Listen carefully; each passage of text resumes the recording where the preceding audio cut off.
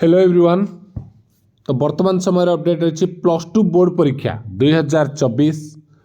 तो 39,000 पिला परीक्षा देबारु वंचित। तो क्यों मान रही वंचित देखो कौन रही अपडेट कि 39,000 पिला परीक्षा दे पारे नहीं। तो आज आरंभ हो जुक्त 2 परीक्षा 3,86,250 पिला परीक्षा देवे।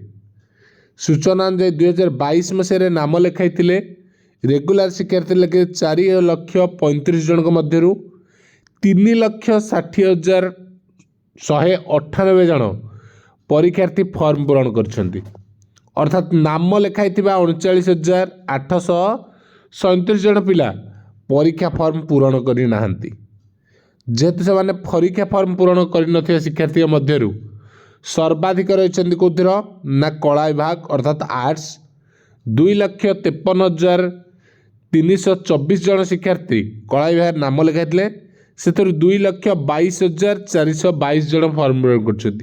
तो 53,000 देखो 22,000 पाखापाखि यही सर्वाधिक रही जोटिकी पाखापाखि 31,000 केवल आर्ट्स रही 31,000 जो मैंने एडमिशन करते मात्र परीक्षा फॉर्म पूरण करना अर्थात एमाने +2 बोर्ड एग्जाम दबारू वंचित रहिबे।